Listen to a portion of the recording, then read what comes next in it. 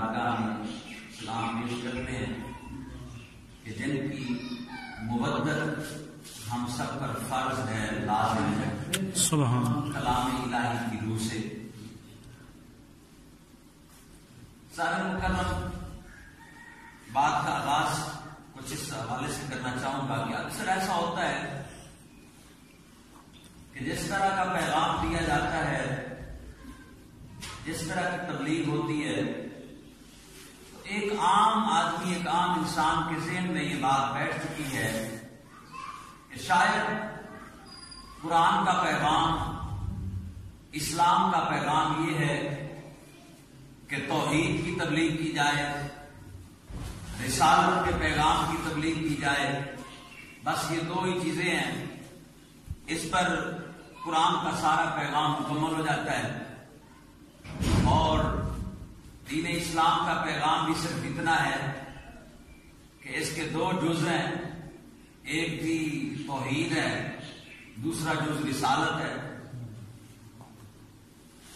ویسے یہ پیغام دیا تو بہت معتبر جگہوں سے بھی جاتا ہے، جو اپنے ہاں معتبر سمجھ جاتے ہیں اور خود کو معتبر سمجھتے ہیں، اور کثرت سے یہی پیغام دیا جاتا ہے۔ کہ میں معذرت کے ساتھ ہر جگہ عرض کرتا ہوں اپنے دوستوں میں کہ شاید ہم نے قرآن پاک کو مکمل پڑھنے میں کوتاہی کر دی ہے، اور پھر جناب رسالت مآب کی زندگی کو بھی ہم نے پوری طرح نہیں دیکھا، تو پھر ایسی الجھنیں پیدا ہو جاتی ہیں کہ پیغام کتنے حصوں میں ہے اور گواہی کتنی چیزوں کی دینی ہے، اسلام کے اندر کتنے آپ سے تقاضے رکھے گئے ہیں۔ اچھا، بعض لوگوں کا تو مطالعہ اس قدر کم ہے اور آقا کی زندگی کو وہ اس قدر مختصر دیکھتے ہیں کہ پہلے تو وہ حضور کی تعلیمات کو اس کا آغاز ہی تب کرتے ہیں جب آقا کی ظاہری عمر مبارک 40 سال کو پہنچتی ہے۔ کہتے ہیں کہ جی جب اعلان نبوت ہوا 40 سال کی ایج میں، تو اس کے بعد آقا کی زندگی کو ہم نے فالو کرنا ہے۔ حالانکہ ہم جانتے ہیں کہ اللہ نے جہاں قرآن پاک میں آقا کی پوری زندگانی کی قسم اٹھائی ہے، تو وہ 40 سال کے بعد کی قسم نہیں اٹھائی۔ آقا کے اس بچپن سے لے کر آقا کی وہ ظاہری کامل عمر مبارکہ 63 برس اللہ نے ایک ایک لمحے کی قسم اٹھائی ہے۔ محبوب آپ کے ایک ایک قول کی قسم، آپ کے ہر لمحے کی قسم، آپ کے اس قرۂ عرش پر قدم رکھنے پر ایک ایک لہجے کی مجھے قسم ہے، آپ کے ایک ایک ادا کی قسم ہے۔ تو جو اپنے دل میں عشق رکھنے والے ہیں وہ حضور کے 40 سال کی پہلے والی زندگی کو بھی قبول کرتے ہیں، بعد والی زندگی کو بھی قبول کرتے ہیں، اس سے کچھ لیا ہی نہیں ہے۔ تو چلیں اب بندہ کس کس بات کو بیان کرے اور کتنے غم سامنے لائے۔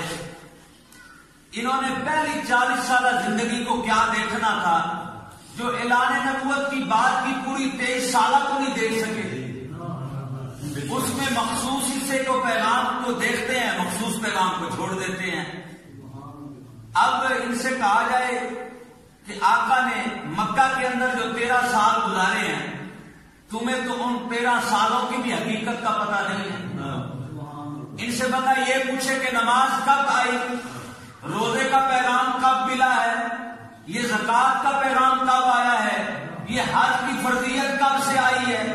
بھائی معراج سے پہلے جو 13 سال گزرے ہیں تب دین اسلام نہیں تھا، جب نماز کی فرضیت ہی کوئی نہیں تھی، نماز کا پیغام ہی نہیں آیا کہ نماز نام کی چیز اسلام میں فرض ہے بھی کہ نہیں، تو تب 13 سال کن پہ درود پڑا جاتا رہا ہے۔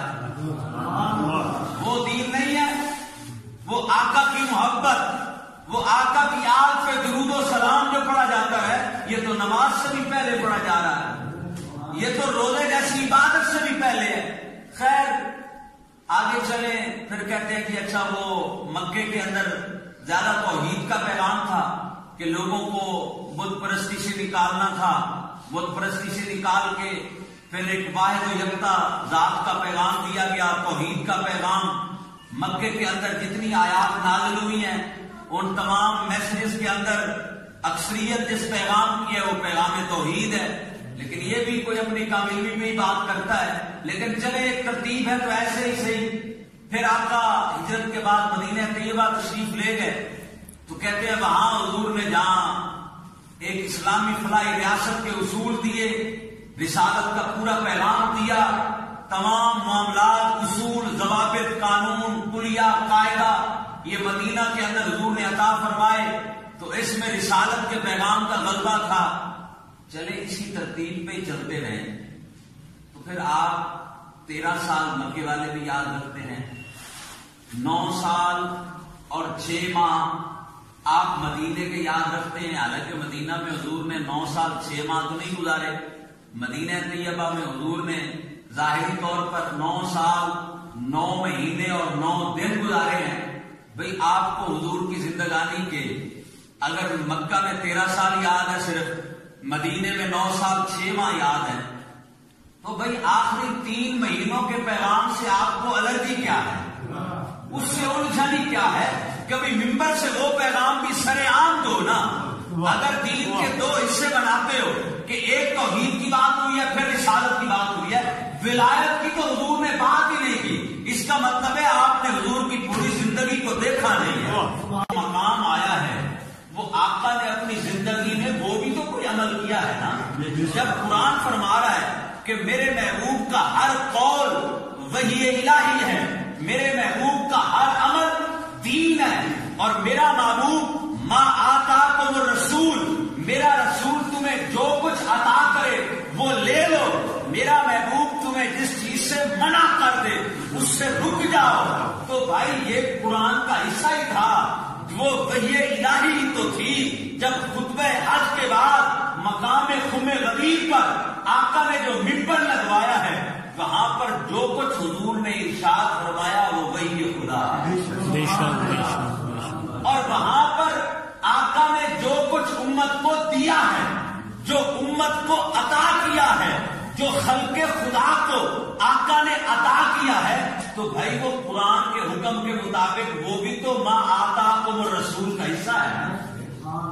رسول تمہیں نماز کی فرضیت ہے، یہ ما آتاکم الرسول ہے۔ حضور تمہیں روزوں کی فرضیت ہے، حج کی فرضیت ہے، تجارت کے جتنے اصول ہیں، نکاح، حلال و حرام، یہ تمام معاملات یہ اگر رسول دے رہے ہیں تو پھر مولائے کائنات کا ہاتھ بلند کر کے رسول نے جو کچھ عطا کیا ہے وہ بھی حکم قرآنی سے دیا ہے۔ لیکن پتہ نہیں ہم امت کو بحیثیت قوم ہمیں ہو کیا گیا ہے کہ آقا کی زندگانی کے پہلے تو کئی حصے ہم نے کر لیے ہیں، پھر پہلے 40 سال چھوڑ رہے ہیں، آخری 23 سالوں کو پکڑنا ہے۔ اگر آخری 23 سال پکڑے ہیں اس میں سے کون سے مہینوں کا پیغام چھوڑ دینا ہے، کون سی بات کو ہم نے بھلا دینا ہے، کون سے مقام پر۔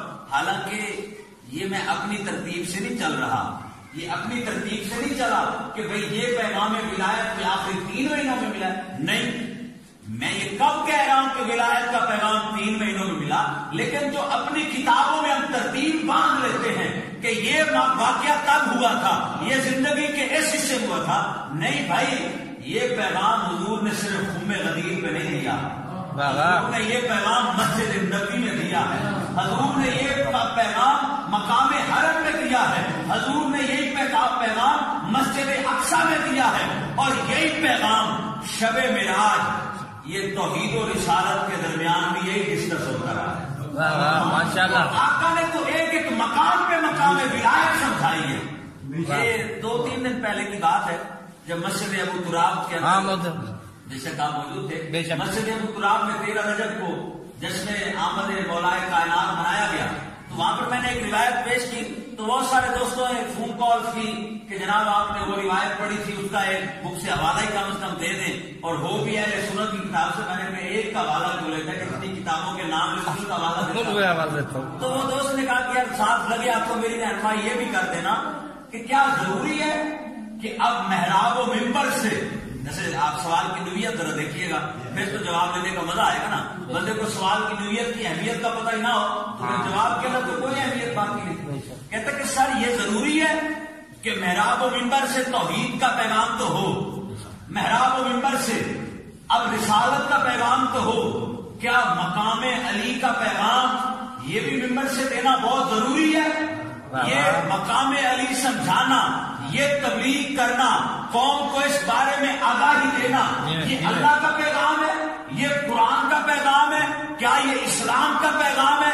جہاں اللہ کے ایک ہونے کا پیغام دینا ہے، رسالت ختم نبوت کا پیغام دینا ہے، وہاں ولایت علی کی تبلیغ کرنا بھی قرآن سے ضروری ہے، اسلام کے اندر ضروری ہے. بڑا پیارا سوال ہے. بالکل بھائی، ہماری محراب و ممبر سے وہی بات ہو جس کی قرآن اجازت دیتا ہے. جس کی قرآن اجازت ہی نہ دے ہم ممبر پہ وہ بات کریں ہی کیوں؟ جس کا اللہ حکم ہی نہ دے ہم قوم کو وہ بتلائیں ہی کیوں؟ سوال اتنا خوبصورت ہے تو جواب بھی بالکل بڑا مضبوط ہونا چاہیے اور اللہ اور اس کے رسول کی جانب سے ہونا چاہیے. تو لیجیے جناب، میں نے جو وہاں اس دوست کو عرض کی، دل کیا یہاں بھی یہ پیغام ہو جانا چاہیے. آقا کی آمد کے حوالے سے محفل بات ہے، آقا کا پیغام ہونا چاہیے. تو میں نے عرض کی، دوست یار آپ اپنے کتب خانے میں جائیں، وہاں سے اپنے مسلک کی کتاب اٹھائیں، کتاب کا نام بتاتا ہوں، حدیث کا نمبر بتاتا ہوں، رائٹر کا نام بتاتا ہوں، پھر دیکھنا پڑھنا اسٹڈی کرنا اور آسان ہو جائے گا.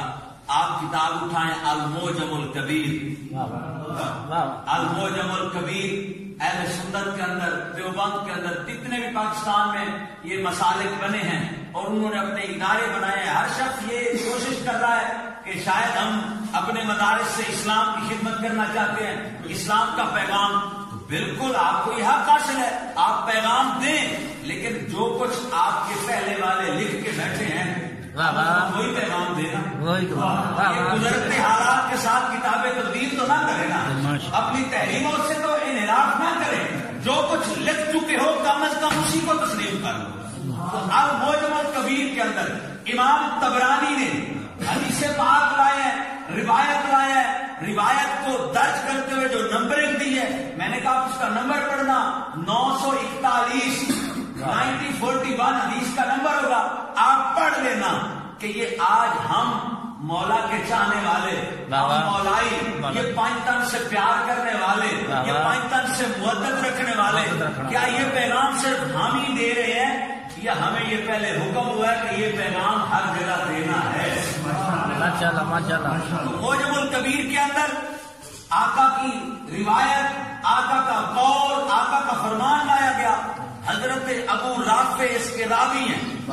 حضرت ابو رافع فرماتے ہیں کہ ایک دن ایسا منظر ہوا، آقا مسجد نبی میں تشریف فرما ہے، ایک شخص حاضر ہوتا ہے اور آپ کے عرض کرتا ہے، آقا میں آپ کے حکم کے مطابق میں ذکر الہی بھی کرتا ہوں، نماز بھی پڑھتا ہوں، رمضان شریف آ جائے میں روزے بھی رکھتا ہوں، میں تسبیحات بھی کرتا ہوں، اور ظاہر ہے قرآن میں یہ وعدہ ہے کہ اگر تم اللہ کا ذکر کرو گے، بلکہ وعدہ نہیں خبردار کر کے کہا ہے کہ اس کے سوا آپشن بھی نہیں ہے، اگر دل کا سکون لینا ہے تو اللہ کا ذکر کرنا پڑے گا.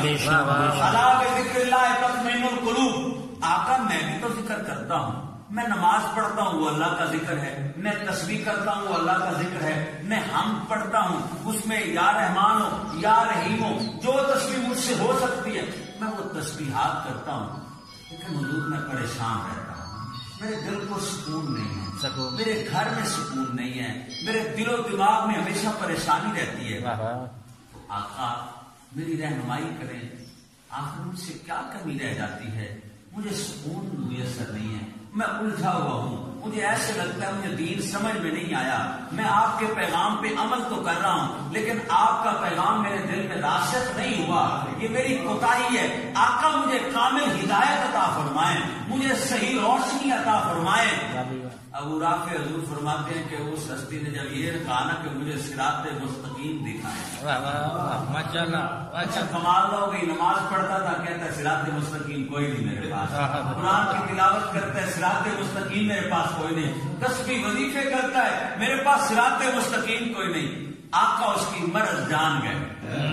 اللہ نے یہ طاقت عطا کی، اللہ نے یہ قوت عطا کی، وہ ذات جو خود علیم بذات الصدور ہے، جو علم رکھتا ہے دل کی گہرائیوں کا. اس نے اپنے پاک کو بھی یہ علم عطا کیا، اس نے اپنے پاکوں کو یہ پاکیزہ علم دے دیا. علم ایک نور ہے، تو نور والوں کے پاس یہ نور ہوگا نا، تو انہیں یہ روشنی، یہ نور کا تقسیم کرنے والا بنا دیا، علم بانٹنے والا بنایا ہے. تو پھر اللہ نے اپنے محبوب کو بھی وہ روشنی عطا کی، وہ نور کا مرکز و منبع اور محور بنا کے بھیجا تھا. تو آقا نے اس کی مرض کو پہچانا کہ اگر یہ نماز بھی پڑھتا ہے پھر بھی پرسکون نہیں ہے، روزے بھی رکھتا ہے پھر بھی پرسکون نہیں ہے، تسبیحات بھی کرتا ہے یہ پرسکون نہیں ہے. آقا جان گئے اس میں جو کمی ہے نا اسی کو پورا کرنا چاہیے. آقا نے پیار سے پاس بچھایا، اور یہ طریقہ اب بالکل زبردست ہے. میں سمجھتا ہوں نیشنل سطح پہ چل پڑا ہے کہ ہمارے علماء یہی طریقہ اپنا رہے ہیں کہ فرماتے ہیں کسی کے سوال کرنے پر یا کسی کے اعتراض کرنے پر اس سے الجھو نہ، اسے پیار سے اپنے پاس بٹھاؤ، اسے اپنے پاس بٹھاؤ اور حق والوں کا حق پیغام اس تک پہنچاؤ. ہو سکتا ہے اس کے دل کی کھڑکیاں کھل جائیں اور اسے بھی صراط پہ مستقیم نظر آ جائے. آقا نے پاس بٹھایا کر فرمایا پھر سن، تمہیں ایک ایسا عمل نہ بتا دوں جو نماز پہ بھی بھاری ہے، نماز پہ بھاری ہے، روزے پہ بھاری ہے، تمام ارکان اسلام پہ وہ عمل بھاری ہے. تمہیں اس راہ کی طرف نہ چلا دوں، اور وہ ایسا عظیم عمل ہے، ایسا بڑا عمل ہے جو تمہیں دنیا میں بھی کافی ہے، تمہیں آخرت میں بھی کافی ہے. ابھی آقا نے یہ وظیفہ صرف اس بندے کو تو نہیں دیا تھا، صرف اس انسان کی تو مشکل آقا نے حل نہیں کی. آقا تو اس مشکل کشا کی طرف رہنمائی کر رہے تھے جو صرف ایک ہی نہیں پوری کائنات کی مشکل کشائی کے لیے کافی ہے. آقا نے فرمایا اگر بے سکون ہے تو ایک وظیفہ کر، اگر اتنے عمل کر کے بھی تمہیں صراط مستقیم نہیں مل رہی تو ایک عمل کر لینا، اور وہ عمل اتنا بھاری ہے، دنیا کی ساری نعمتیں چاہتا ہے تو اسی عمل میں ہیں، آخرت کی کامیابی چاہتا ہے تو اسی عمل میں ہے. آقا نے فرمایا اپنے دل میں پہلے اس ہستی کی محبت رکھ، پھر اس ہستی کا ذکر کیا کر جس کو علی کہتے ہیں. ہم صدقے نہ جائیں اپنے آقا کی ذات پر، ان کے نام پہ قربان جائیں کہ آقا ایسے بے سکون شخص کی مرض کو پہلے تشخیص کرتے ہیں، پھر اس کی دوا عطا کرتے ہیں، تب قیامت تک کے حضور کی امت کو پتہ چل جائے. اگر بے سکون ہو اتنی کتابیں پڑھ کے بھی، اگر بے سکون ہو اتنے عمل کر کے بھی، تو پھر آؤ تمہارے سکون کا راز ذکر علی ہے. تمہارے دل کی الجھن، تمہارے ذہنوں کی الجھن، یہ دل کی کجی، یہ دل کے بند دروازے کھلوانے ہیں، تو پھر اپنے دلوں میں طلب پیدا کرو ذات حق کی بارگاہ میں کہ رب شرح لی صدری، اے میرے رب ہمارے سینے کو کھول کہ ہمارے سینوں میں وہ حق داخل ہو جائے، وہ محبت اہل بیت داخل ہو جائے، ہمارے دلوں میں عشق علی داخل ہو جائے، وہ علم علی داخل ہو جائے، وہ معرفت علی داخل ہو جائے. پھر وہ ایسا ذکر ہے، وہ ایسا علم ہے، وہ ایسی روشنی ہے جو دنیا میں بھی کافی ہے اور آخرت میں بھی. کیا کہنے ان پاکوں کے.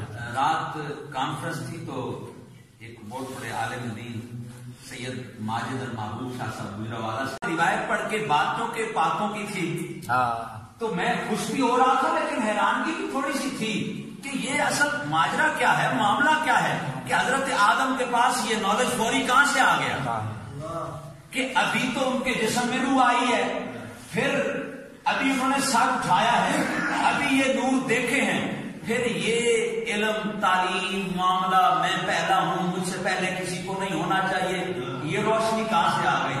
تو پھر تبھی پتہ چل گیا کہ جب وہ خاص نور کسی کے پاس امانت رکھنا ہو نا، جب وہ روشنی کسی سے گزارنی ہو، چلو یوں سمجھ لیں، جب وہ علم کی روشنی، وہ مجسم نور کی روشنی، اس کی کسی سے خوشبو ہی گزر جائے تو ان کے پاس اتنا علم تو آ ہی جاتا ہے نا. وہ روشنی کی کرن ہی جن پہ پڑ جائے، اتنا علم تو انہیں بغیر سیکھے پڑھے ہی آ جاتا ہے۔ تو حضرت آدم ان نوروں کے امین ٹھہرے کہ انہی کے ایک مادی اعتبار سے انہی کی نسل میں حضرت ابراہیم نے آنا تھا، پھر حضرت ابراہیم سے حضرت اسماعیل نے ایک بشری انسانی تقاضوں کے مطابق اگر ان کی اولاد بن کے آنا ہے، مگر آقا فرما رہے ہیں کہ ہم ان کی اولاد نہیں، صرف اولاد کے اعتبار سے نہ سمجھو، ہمارا نور تو بس ان کی پشت میں امانت رکھا گیا ہے۔ اس کا مطلب ہے کہ ان پاکوں کے نور کا ان کو جسٹ ایک بشر کے سمجھنے کے اعتبار سے ایک امین ہی بنایا ہے، تو ان کے نور کا امین بننے کی اتنی برکت ہے کہ بندے کو اتنا علم آ جاتا ہے کہ پھر حضرت آدم رب کی بارگاہ میں سوال و جواب شروع کر دیتے ہیں، جب میں پہلا ہوں تو مجھ سے پہلے یہ 5 کون ہیں؟ پھر رب ذوالجلال نے فرمایا ہاں ٹھیک، تو نے صحیح پڑھا، لیکن غور سے تو پڑھ ذرا آدم۔ میں نے کہا کہ جن کی حقیقت میں نے مٹی ہونا بنایا ہے، جن کی حقیقت مٹی ہے، جس انسان کو میں نے محض مٹی سے بنایا ہے، ان کے اظہار میں پہلا اظہار تیرا ہو۔ میں ایک بڑا احتیاط کا جملہ لایا، اظہار کی بات کی ہے میں نے، کہ جن کا زمین پر پہلے اظہار کرنا ہے میں نے، تو اظہار میں پہلا تو ہی ہے، اور آدم تیری حقیقت تو بشر ہونا ہے نا، تجھے مٹی سے بنایا ہے اور تیری حقیقت تو مٹی ہونا ہے، تو اس اعتبار سے لوح محفوظ کی تحریر بالکل ٹھیک ہے کہ جن کو محض جن کی حقیقت مٹی ہونا رکھا ہے تو ان میں یہ بات ٹھیک ہے تو پہلا ہے، لیکن جن کی زیارت تو کر رہا ہے ان کی حقیقت مٹی ہونا تو نہیں ہے، ان کی حقیقت تو نور الہی ہے، تو وہ تو نور ہے، اسی لیے وہ تجھ سے بھی پہلے سے ہے۔ پہلے تو حضرت آدم مطمئن ہو گئے کہ بالکل جی اب خاکیوں کا نوریوں سے تو کوئی مقابلہ نہیں، تو کاش یہ اولاد آدم آج اسی بات کو سمجھ جائے کہ آج اگر بشریوں کا ان خاکیوں کا مقابلہ ان سے کرنا ہے جن کی حقیقت نور ہے، تو پھر سوچ تو لیں، اس بات کا انکار باپ نہیں کر رہا، آج اولاد کو کیا ہو گیا؟ ماشاء اللہ، علی جناب مولا کا نور اللہ کے گھر میں بیت اللہ میں ہو سکتا ہے میری معرفت کام ہو، ایک محدود ہو، میں آپ کے سامنے بیان کروں، بعد میں آپ میرے علم میں اور اضافہ کریں کہ سر اس سے آگے بھی ذرا چلیں، ماشاءاللہ ان کی روشنی آگے بھی بہت ہے۔ تو میں ویسے پیار سے سوچ رہا ہوں کہ میرے جیسے جتنے عام سادہ دوست ہیں، سادہ آدمی ہیں، اور اس بات پہ غور تو کرنی چاہیے کہ کم از کم وہ مولا کی آمد پہ غور کر لیں، حقیقت کھل جائے گی، کھل جائے گا۔ مولا علی کی آمد پہ ہی غور کر کے جائے، ان کے نور کا ظہور جہاں سے ہوا ہے، مولا کی آمد دیکھ لیں، مولا کی شہادت دیکھ لیں، بات کھل جائے گی۔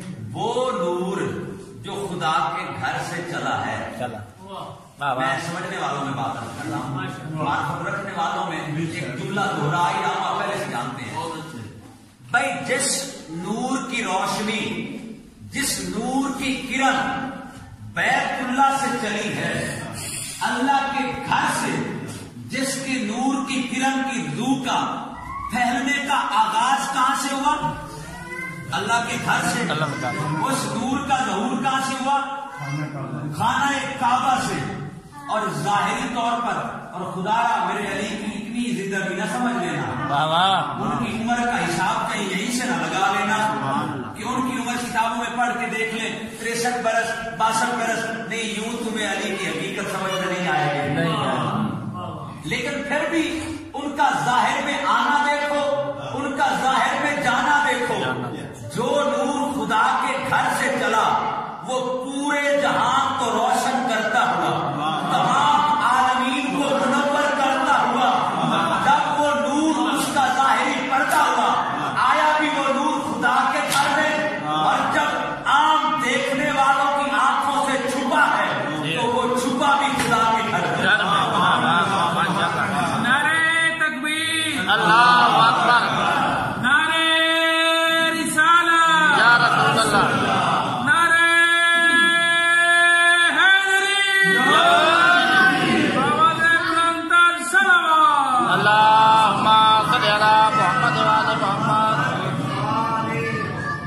माशाअल्लाह, इतनी बड़ी खूबसूरत इल्मी शख्सियत तशरीफ लाए हैं कि मैंने खुद उनको जब जब सुना है तो अल्फाज की तरतीब का सही पता चला। उन बातों की बारगाह में यूं खूबसूरती से अल्लाह ने हकीकत पेश करते हैं। मैं अगर जितना भी कहूँ ना कि मैं उनकी बारगाह में बड़ा मुमताज अल्फाज से बोल रहा हूँ, लेकिन मुझसे भी ज्यादा एहतियात हजरत की होती है।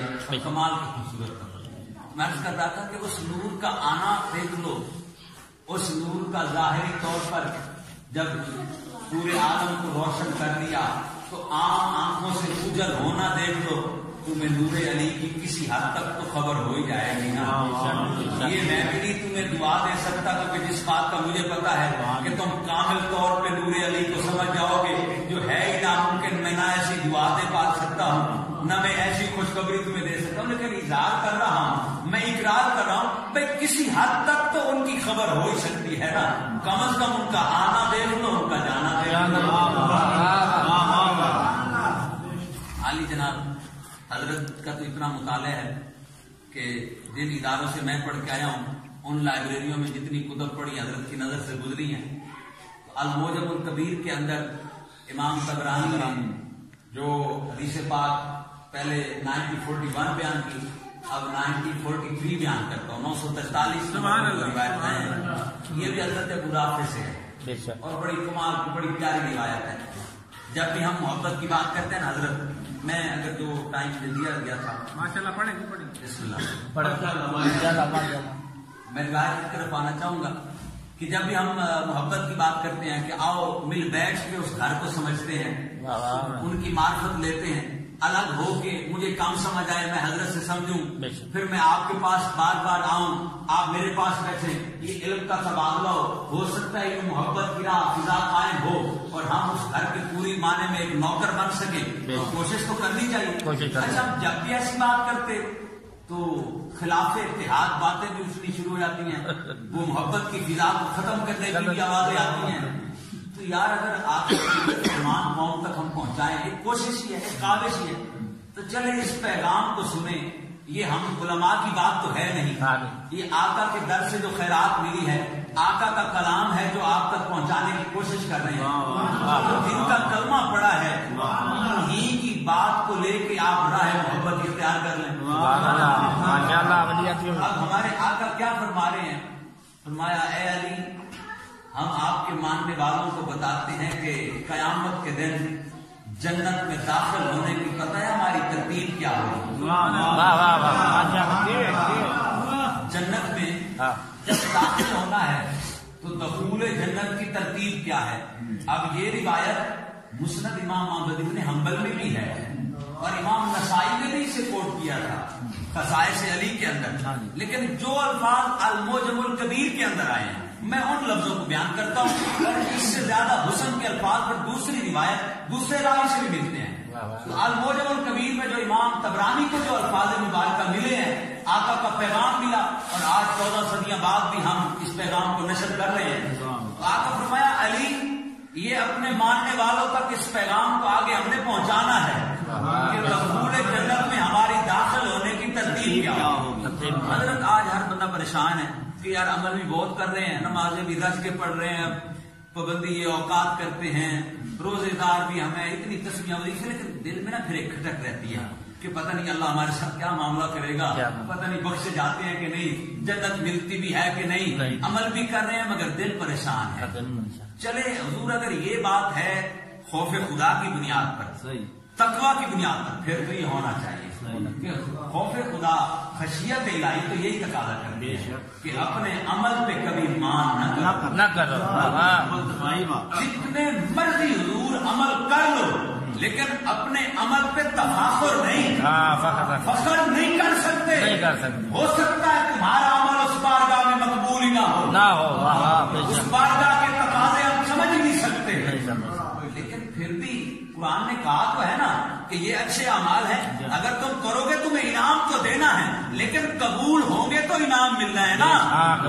आदि जनाब मुबारक हो हमें कि हमारा अमल भी कैसे वो कबूल करते हैं, ये उनकी रहमत है, उनकी इनायत है। लेकिन माँ मोहब्बत पे जो अजर है ना, जो मुवद्दत पे अजर है ना, वो समाप्त करें कि आपकी जरा वहां जन्नत में तरतीब क्या लगनी है वो समाप्त कर दें। माया अली सबसे आगे हम होंगे, सबसे आगे हम होंगे। फिर दाएं बाएं हसन हुसैन ने हमारी उंगली को थाम रखा होगा, फिर उसके पीछे आप अली आप होंगे, फिर उसके पीछे हमारी औलाद होगी, फिर हमारी अज़वाज होगी।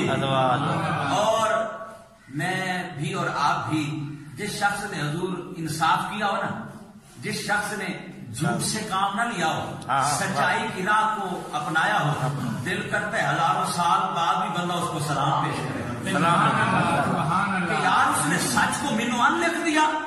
चाहता तो अल्फाज को हज़फ भी कर सकता था, रेस करने में क्या था, अल्फाज मिट जाते हैं, कौमें अपने पैगाम मिटा देती हैं। ईसाइयों ने यही तो किया था इंजील के साथ, यहूद ने भी यही तो किया था कलाम इलाही के साथ कि मिटा दो, अल्फाज तहरीफ कर दो। लेकिन उन उलमा को भी सलाम पेश करने का दिल करता है जिन्होंने कुरान तो कुरान रहा, आका के फरमान को भी नहीं बदला और सदियां गुजरने बाद पैगाम को उसी सच्चाई से पहुंचाते रहे। और ये भी खतरा न किया कि मैं तो किसी और सफ का आलिम हूं, मैं तो किसी और मस्जिद में खिताबत करता हूं। लेकिन चाहता तो अगर वो अरबी में लफ्ज किसी और के बारे में आ रहे थे और अपने ऊपर वो लफ्ज फिट भी नहीं होते थे, जो अपनी जमात का नाम था वो नाम तो हदीस में नहीं था, जो अपनी तंजीम का नाम था वो नाम भी नहीं आया, अपनी तहरीक का नाम भी नहीं, अपनी तंजीम का नाम भी नहीं, अपने मसलक का भी नाम नहीं, तो फिर तो सलाम बनता है उस आलिम को कि जो हुजूर के अल्फाज थे वही दर्ज कर दिए। तो फिर फरमाया ये औलाद, फिर हमारी अज़वाज, और फिर फरमाया पता है फिर पीछे कौन होंगे, शियातो नाम, पीछे हमारे शिया होंगे। अच्छा, जब मैंने अल-मुअज्जमुल कबीर में रिवायत देखी, मैंने ना ऐनक मुझे लगी नहीं है कि मेरी नजर कमजोर हो, फिर भी मैंने आके फाड़ फाड़ के देखा कि आका के अल्फाज मुबारक यही है कि पीछे हमारे शिया होंगे। तो आका ने ये लफ्ज बोले हैं, तो अब इसका मैं सराइकी में तर्जमा करूं कहीं से बच जाऊं, मैं पंजाबी में तर्जमा कर लूं मैं बच जाऊं, मैं उर्दू में इसके 8-10 माने, जैसे हम कहते हैं कि लफ्ज मौला के 27 मीन्स हैं, 27 माने लफ्ज मौला के, तो यहाँ भी यार कोई माना और मिल जाए, मेरा मसलक तो आपसे जाता है। तो भाई तुमने कहा किसने था, तू फिरकों में पढ़। जब कुरान ने मना किया था तो फिरके की बात ना कर, तू क्या मैं भी उसी शख्स में शामिल हो के मैं भी मोमिन बनना चाहता हूँ। तू फिरका ना खेलता, फिरका खेलने में तो मुश्किल पड़ गई, उनका गुलाम बन जाने में तो मुश्किल नहीं थी ना, उनके लश्कर में आने में तो कोई तफरीक नहीं थी। भाई उनके लश्कर में कोई कहीं से आ जाए, कोई उस घर से आया, कोई उस घर से आया, कोई उस कबीले से आया, कोई उस गांव से आया। हाँ, जब तुम चले हो तब कबीले मुख्तलिफ थे, ऐसे है ना मौला। जब तुम घर से निकलते हो तुम्हारी पहचान और होती है, तुम्हारी कौमें नस्ब और होते हैं, तुम्हारे कबीले और होते हैं। जब दरे पंचतन पे आते हो फिर तुम्हारी पहचान एक ही होती है, फिर तुम सिर्फ मोमिन कहलाते हो, फिर सिर्फ मोमिन हो। लेकिन आका ने जो फरमाया कि जब हम जन्नत में दाखिल होंगे, आपके जनाबे आका मुस्तफा हैं, फिर जनाबे अली मुर्तजा हैं, फिर दाएं बाएं मौला हसन हुसैन जनाबे हसनैन करीमैन हैं, फिर सैयद अज़ारा पाक हैं, फिर आका की आगे औलाद है, फिर अज़वाज हैं। फिर जब कहा कि फिर पीछे हमारे मानने वाले जिनके लिए अरबी में लफ्ज शिया आया है, फिर पीछे हमारे शिया आ रहे हैं, تو بھائی تم اردو میں اپنے مطلب کا معنی نکال لے. میرا دل کرتا تھا کہ آقا کی اس حدیث کو جو الموجم الکبیر اہل سنت کی کتاب میں درج ہے، جو مسند امام احمد بن حنبل اہل سنت کی کتاب میں درج ہے، جو خصائص علی امام نسائی کی لکھی ہوئی کتاب میں جو حدیث درج ہے، بھائی تو اس کا مطلب ترجمہ اپنے بیان اعتبار سے کر، لیکن حدیث سے تو منہ نہ پھیرنا. کم از کم اپنی بگڑی تو بنانا. آقا کے فرمان کو منوان تسلیم کر، پھر تیری عبادت بھی ضائع نہیں ہوگی. پتا چلے گا نماز پڑھنے کے بعد، روزہ رکھنے کے بعد، تسبیح کرنے کے بعد، یہ سارے عمل کرنے کے بعد جنت میں جب جاؤں گا تبھی جاؤں گا جب کم از کم شیعہ کا معنی کروں ان کا لشکر، شیعہ کا معنی کر دوں ان کا گروہ، شیعہ کا معنی کر دوں ان کی جماعت. بھائی ان کی جماعت میں داخل ہوں گا، علی کی جماعت میں، علی کے لشکر میں، مولا کے گروہ میں، مولا کی صف میں آؤں گا تبھی تو پیچھے پیچھے چلتا جنت میں جاؤں گا. بھائی تو وہ صف میں آ سکتا ہے جس میں آگے مصطفیٰ ہے، پھر پوری انسانیت کی نگرانی کرتے پیچھے مرتضیٰ ہے. بھائی تو بھی اس صف میں آ سکتا ہے، پابندی نہیں ہے، لیکن کم از کم اس گروہ میں شامل تو ہونا، اس تنظیم میں شامل تو ہونا، اس جماعت میں شامل تو ہونا. چل دنیا کا سب سے آسان ترجمہ کروں، لفظ شیعہ کا دنیا میں سب سے آسان ترجمہ سریکی تھی یہ بولے میں نے پنجابی تھی اردو چو بھائی انہوں نے مانی شیعہ کا معنی کیا ہے؟ مانی. بھائی آقا نے کہا کہ آگے ہم پنجے تن ہوں گے، 12 امام ہماری اولاد تیری نسل پاک میں ہے، بچہ بچہ نور کا. آقا آپ ہیں نور، آپ کا سارا گھرانہ نور کا. آگے ہم طیب و طاہر ہوں گے اور پیچھے ہم سب کے ماننے والے ہوں گے. تو بھائی اتنی بات تو آخری جملے گفتگو کے، اتنی بات تو آقا نے طے کر دی کہ جنت میں تب جاؤ گے جتنے مرضی عمل ہوں، نہیں جا سکتے تم جنت میں، تب جاؤ گے. وہ پہلے 5 تن کے مانی تو بنو نا، 5 تن کے مانی بن جاؤ. جس مرضی قبیلے کے ساتھ تمہارا تعلق ہے، جس مرضی لشکر میں رہتے ہو، ہاں جہاں کھڑے ہو 5 تن کے مانی ہو، 5 تن کو ہی سب سے افضل ماننے والے ہو نا، 5 تن کو ہی پوری کائنات کا سردار ماننے والے ہو، 5 تن کو ہی جنت کا مالک مانتے ہو. جب انہیں مالک مانتے ہو پھر ٹھیک ہے، تم بھی یہ سب میں آ سکتے ہو. آؤ پھر وہ مالک تمہیں بھی اپنے ساتھ جنت میں لے جائیں گے. یہاں اگر آپ اجازت ہے تو میں اپنے مرشد کی بات کروں.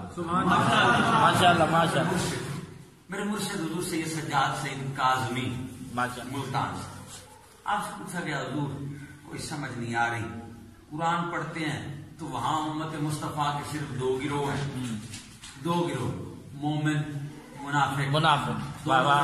قرآن کی صورتیں نازل ہیں، سورہ مومنون بھی ہے، سورہ منافقون بھی ہے. تو قرآن میں تو کلمہ پڑھنے والوں کے صرف 2 گروہ ہیں. کلمہ پڑھے گا اندر بھی اتر گیا تو مومن، کلمہ پڑھے نیچے نہیں اترا باہر زبان تک رہا، نفاق اندر سے ختم نہ ہوگا تو پھر کلمہ پڑھ کے بھی منافق ہی ہے. تو قرآن کہتا ہے 2 ہے. آپ ایک روایت لیے پھرتے ہو مسلک والے کہ بھائی 73 ہوں گے، ایک ہی جنتی، باقی 72 سارے دوزخی. اب قرآن کی بات سن لیں یا آپ جو روایت میں ہے اس کی بات سن لیں. ماشاءاللہ. فرمایا یار روایت کی سند مل جائے نا تو آؤ، یہ پریشانی کی کیا بات ہے. میں قرآن جو کہ کلام الہی ہے اور آقا کا فرمان وہ بھی وہی الہی ہے، ان دونوں میں تطبیق کر دوں تاکہ کوئی تفاوت نہ رہے. میں بالکل ٹھیک ہے. گروہ تو صرف 2 ہی ہیں، یا تو بندہ کھول کے سامنے آ جائے اور مومن ہو، یا پھر چھپ کے رہے، ادھر بھی منہ مارے ادھر بھی جائے، ادھر یہودیوں کے ساتھ ہی کھڑا ہے، مشرکوں کے ساتھ ہی کھڑا ہے، آقا کے پیچھے آ کے نماز بھی پڑھ لیتا ہے، آقا ہی کی باتیں جا کے مشرکوں کو بتا دیتا ہے، جنگ کے سارے راز جا کے مشرکوں کو بتا دیتا ہے، پھر آقا کے پیچھے آ کے مسجد نبی میں نماز بھی پڑھ لیتا ہے. تو بھائی پھر وہ تو منافق ہے. اب 2 ہی گروہ ہیں.